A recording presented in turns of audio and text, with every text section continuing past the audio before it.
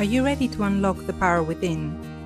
To let go of fear, embrace vulnerability, and step into a life of alignment and fulfillment? Welcome.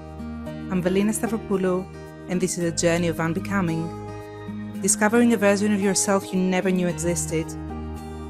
What does it mean to unbecome? It's about release, surrender, radical acceptance, and so much more. But what can unbecoming do for you? In each episode, I guide you on a journey to overcome self-doubt, set empowering boundaries, and uncover the untapped potential within you. Through honest storytelling, insightful interviews, and reflections drawn from my own experience of living with MS, you will find inspiration to face life's hurdles, embrace your authentic self, and thrive. Are you ready to cultivate deeper self-love, experience more joy, and live a life guided by purpose? It all starts now. Welcome to the journey of unbecoming, everyone. I'm Valina, your host, and I'm so happy you're here.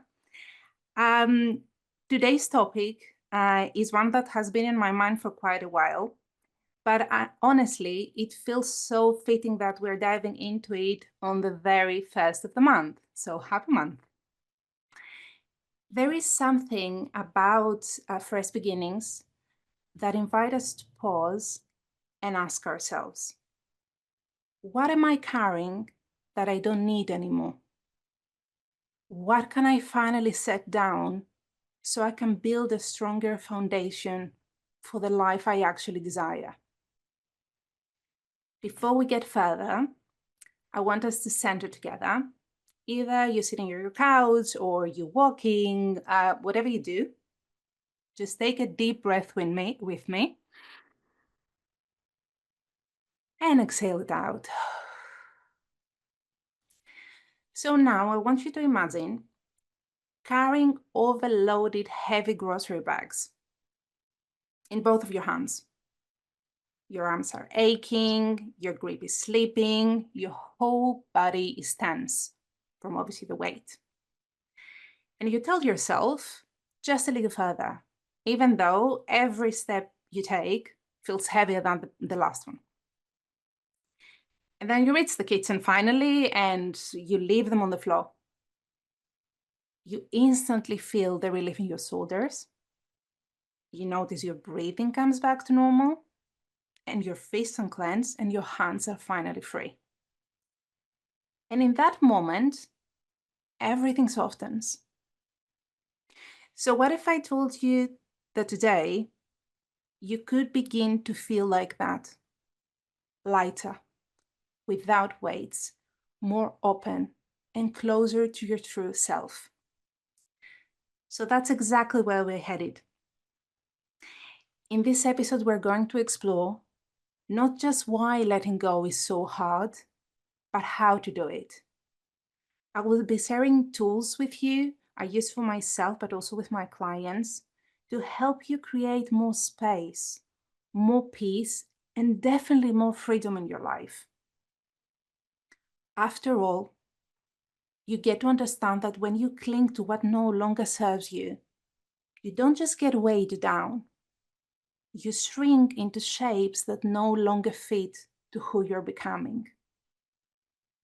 And if you need a little extra nuts, I'm reminded of something Mel Robbins, a well-known motivational speaker and coach, says on her latest book. Probably you know it, the Latin theory.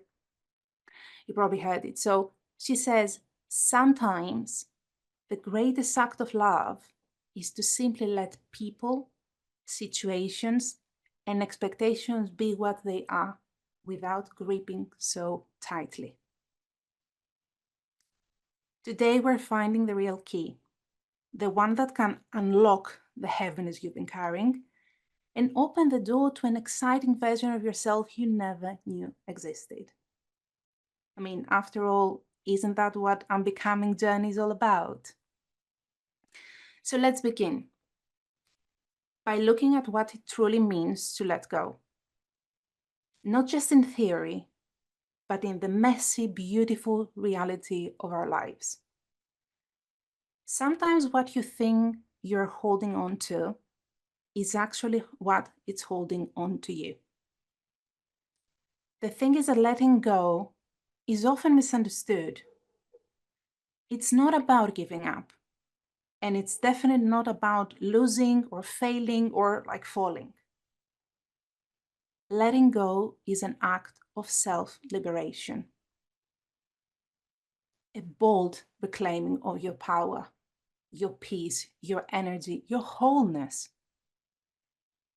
It's like standing on crossroads, looking ahead, trying to see where you're going to go, so that in order to make a choice to move forward, you must lay down what weighs you and it doesn't serve your journey anymore.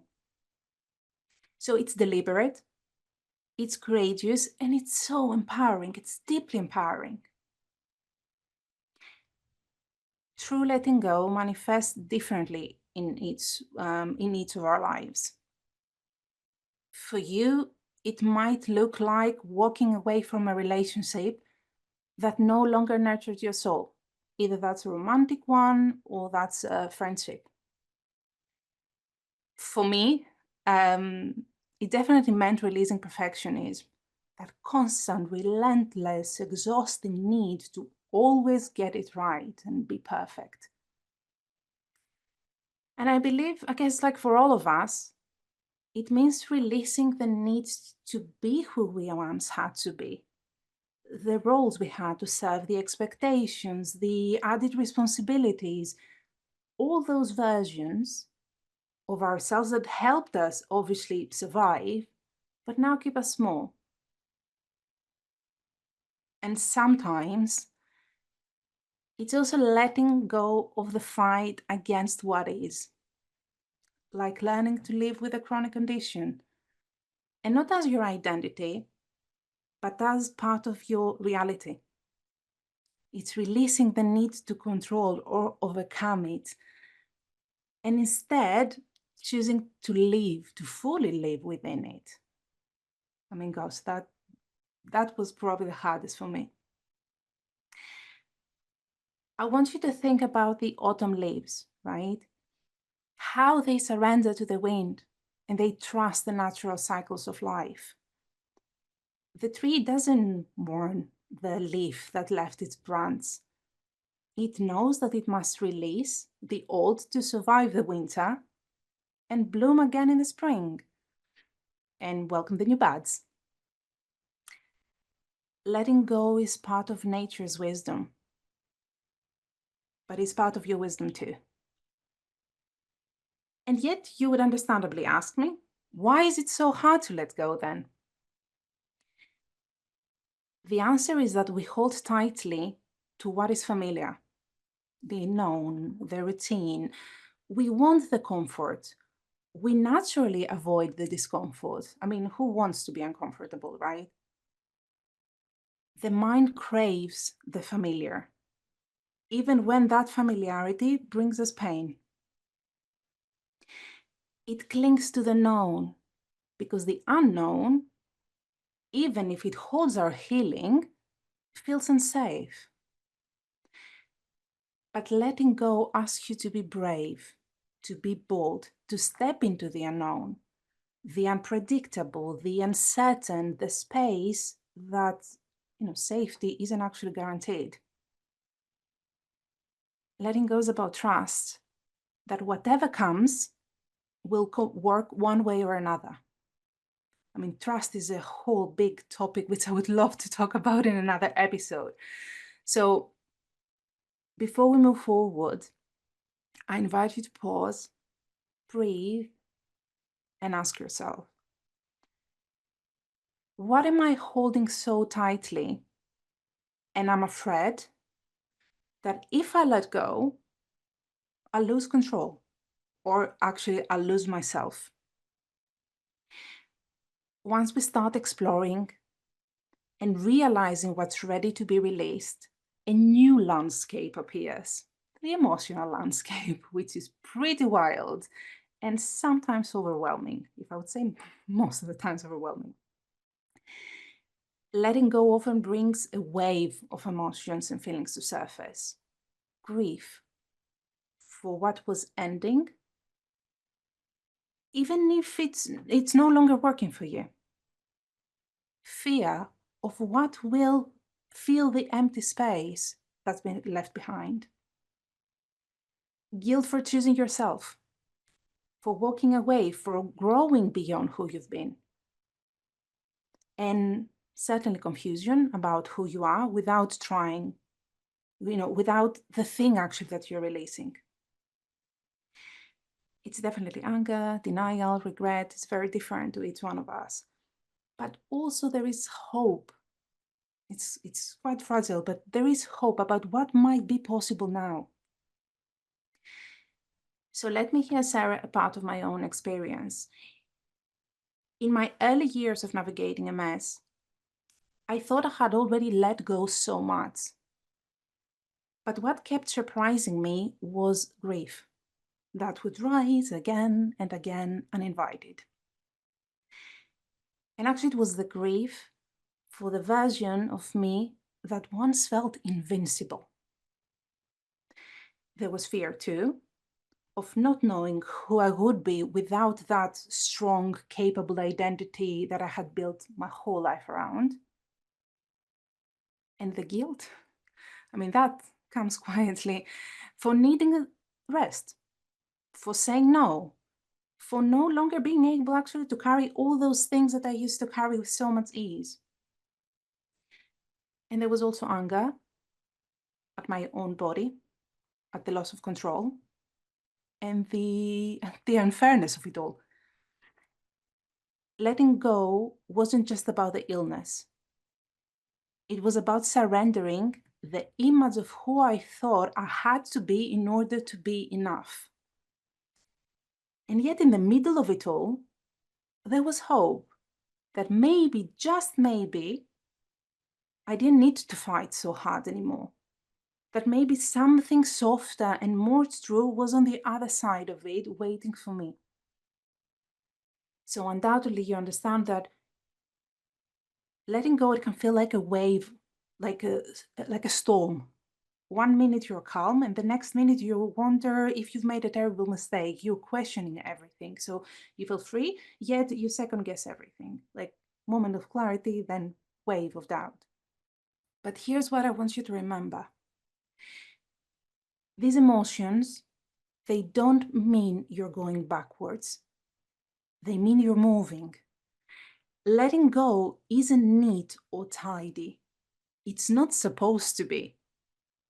And fun fact, when I was preparing for this episode, I wanted to call it the art of letting go, but I came across this article of this man called, he's actually a spiritual teacher. He's called Also. And he actually says, letting go isn't at all art. There is no art, there is no knack, there is no method. It's just a simple understanding. And it's not a technique, it's a process. It's messy, it's raw, it's real, it stings. But it's also sacred. Because when you stop resisting what you feel, when you actually allow these emotions rise and move through you, you make space. Space for peace, space for clarity, space to explore what's without all those weights, and space to meet the truest parts of you. It's like peeling away layers of protection. With every layer, you come closer to you, to the soft you, the strong, but also the unfiltered core of yours. So in going back to where we started with the heavy grocery bags, even when your fists tremble, and as you unclench them and your breathing is shaky, you're doing it. So I want you to ask yourself now, what emotions am I afraid to feel if I truly let go? How can I allow these emotions to be part of my healing rather than part of that I'm failing? Letting go begins in the heart, but it comes real through ritual. True freedom doesn't come from knowing what to release. It comes from allowing yourself to release it fully, deeply, intentionally. It's a sacred act, a pause, a breath, a moment when your whole self says, I'm ready to let go. When you begin to move through the emotions of letting go, something else becomes clear. You start to see what is actually ready to be released and what is asking you to be released. And, most of the time it's not one thing, it's layers of it. And let's mention some of them, like people, first and foremost, like who no longer align with who you are becoming, who no longer reflects the values you hold dear. And this could mean obviously letting go toxic relationship, like dynamics, codependency, this exhausting need of approval. Also the layer of fear that keeps you small, fear of being alone, fear of change, fear of not being enough without the titles, the roles, the familiar that you've built. Definitely circumstances that drain your life force, jobs, commitments, ones that once made sense, but actually now they feel heavy and expired. And lastly, it's also energies. You keep pouring into out of duty, but not out of desire. The places where you think that you keep showing up actually, but not because you want to, but because you feel that you have to, you should. So ask yourself here, where is your energy leaking? What drains you but no longer nourishes you? And what if you gently set it down would finally allow you to breathe more freely? So, from the space of clarity, we move into action. And that's the time for our ritual. Like after all those feelings that arise, after sitting in the rawness of the release, there is a sacred moment, the choice to let go. And letting go isn't just something you think about. It's not only a feeling or a decision, it's practice. Letting go doesn't happen in the mind alone. It needs to be felt, expressed, and witnessed. So I want to invite you today to create a simple but really powerful ritual, like a symbolic act of release. Take it as the turning point from holding on to letting go. So take a piece of paper, pen or a pencil, and I want you to write down all those things that you like to release. May that be names, roles, old stories, regrets, fears, anything that you want, just put it down on the paper. You don't need to overthink it. Like what comes first is actually what's the most true. And then there are two ways. One, you can definitely take this fireproof container, a lighter or a box of matches, and burn it safely, burn the paper, and see the smoke goes away with all of your burdens. Otherwise, if you want something simpler, you don't want to deal with fire, tear the paper that you wrote down all those stuff, tear it in small pieces and throw it to the bin with intention. Like, you're discarding what no longer belongs to your journey. I personally used to do this every New Year's Eve, but now it kind of becomes my habit and I do it more often than I thought I would. And it really brings me such relief. You're more than welcome to pause the episode here and do it with your own ease. There is no wrong way to do it. There is only the sacred act of choosing yourself. And yet, sometimes, even after creating the ritual and done the journaling, all the conscious parts and choices to let go, you may still find yourself holding on. And you might be wondering why, obviously, this happens. The roots of holding on live deeper sometimes than the conscious part of your mind. They live in your subconscious. So how do you let go when that happens? And not just think about it or talk about it, embody it, live it, be it. And this is where Rapid Transformational Therapy comes, RTT for ease. It becomes a life-changing key. RTT is a therapeutic method that combines the most effective principles of hypnotherapy, psychotherapy, CBT, and NLP. It's not just another mindset tool.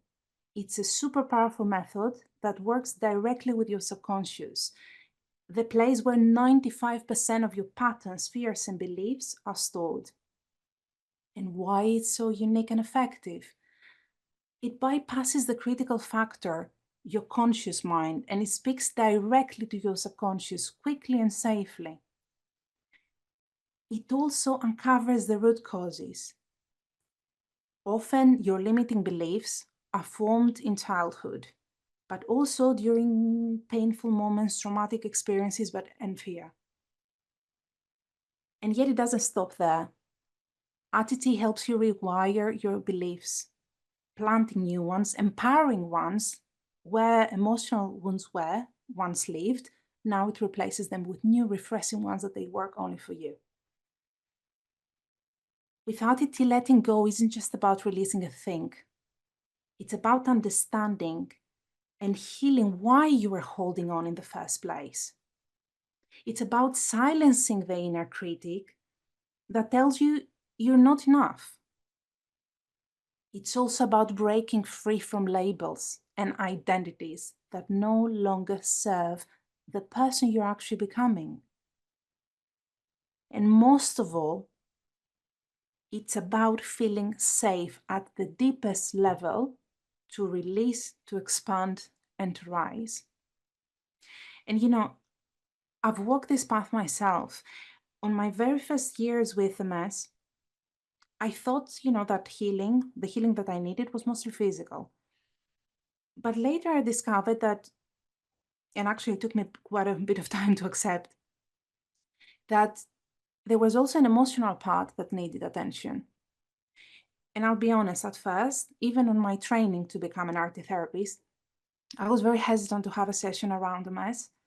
And mostly because I was worried that I would explore something too deeply and I'd actually fall apart. So I kept avoiding it. I thought that I would find something that I couldn't even face. But I reached the point where I knew that if I wanted to let go, truly let go, I had to look underneath. So I said yes. I went into this journey, and throughout it, I discovered beliefs and emotional patterns that I didn't even know I was holding. Fear of weakness, shame around asking for help, guilt for slowing down, and even grief for the person that I once was and the life I thought I would always live. But Tatiti gave me a safe space to see it all and then release it. It helped me to let go of that fight, not in a way that meant giving up, but in a way that meant that I'm coming home to myself with more softness, with more strength, and more truth, like one that I've never seen before and experienced before. That's what letting go through RTT can offer. It's not just a temporary relief, but a rewiring of the beliefs that kept you gripping so tightly in the first place. And I want you to know that the same freedom is possible for you. So if you're ready to release, not just what's heavy, but the deeper reasons behind it, if you're ready to rise, feel lighter, and be more into yourself, make the first step and reach out. You were never meant to carry it all. You were meant to be free. So, as we close today, remember, letting go is not loss. It's a return to your truest, freest self.